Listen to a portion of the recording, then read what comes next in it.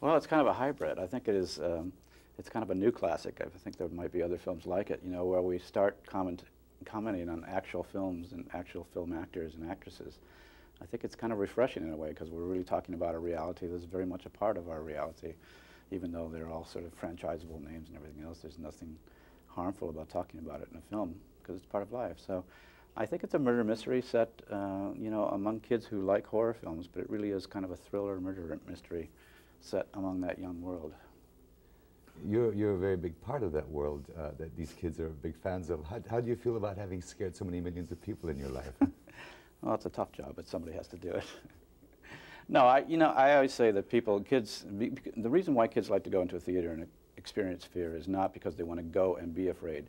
It's that they have fears that usually they keep under the surface, try to keep a lid on it, but they need a place to go and sort of have all that stuff brought out. And to have it brought out in a story that's amusing and funny and thrilling is a kind of an exorcism. So normally the audiences come out, even though they've been scared, they come out laughing and with a great sense of sort of elan, which I like, and I feel like they've been relieved of something. When did you discover that you liked to do that, to scare people? I guess in about 1971 when I did Last House on the Left. I didn't really, before that, even know I was going to be doing those kind of movies. I was just wanted to get into the film business. And somebody said, we'll let you make a movie if it's scary. So I said, okay. Now, this script, can you tell us how it originated? Where did it was hotly contested, wasn't it? I mean, yes, from my understanding, I know somebody in my company gave it to me saying this is going to be in a bidding war over the weekend, so you better read it right away. And by the time Monday came around, it was already sold. And I believe it was Miramax and Oliver Stone's company and possibly some other companies too were bidding on it, and Miramax outbid everybody else. And I believe it's the second script by Kevin Williamson and the first one that he really, you know, put into a bidding situation. So he's gone from sort of the entry level to the penthouse in one film, which is nice to see. Did you have to tinker with the script at all, or was it?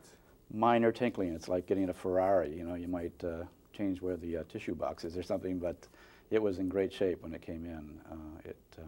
You know, it sort of brought some improvisation from the actors and certain lines that they sort of fit to their personality.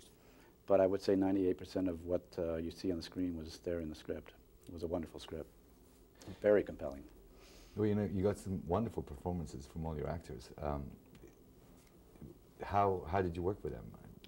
I have a big stick, and I hit them if they don't give me a good performance.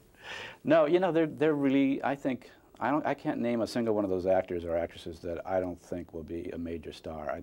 I think they're really, really carefully chosen. My producing partner, Marianne Madalena, and I really went through the casting process very carefully.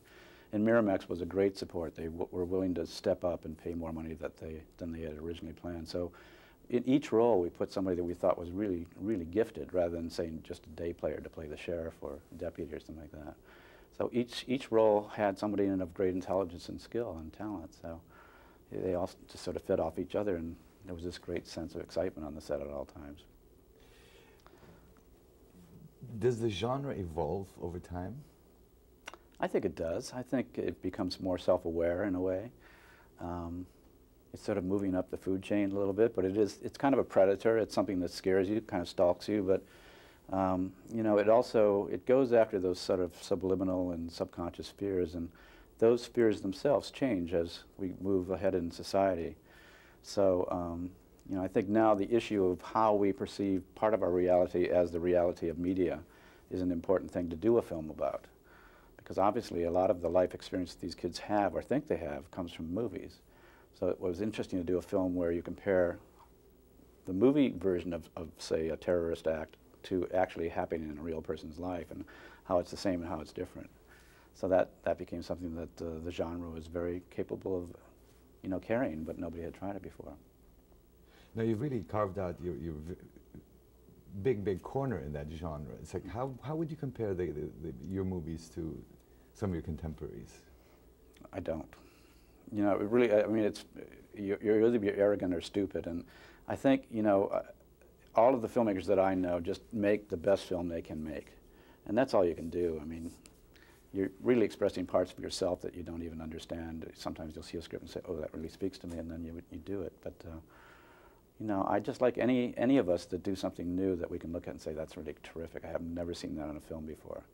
That's why I like Scream. Half of the scenes I've never seen in a movie before, so it was very exciting to direct them. Would you consider doing something in a totally different genre, like a drama or something? Yes, in fact, we just completed a 2-picture deal with Miramax. The next film is going to be a thriller by Scott Rosenberg, who wrote Beautiful Girls and Things to Do in Denver. And the second film is going to be a straight art film about a New York school teacher, music teacher. No violence, nothing like that. So it's just a pure, small little art film. We're doing a special on the Oscar, and I was wondering, what does the Oscar mean to you?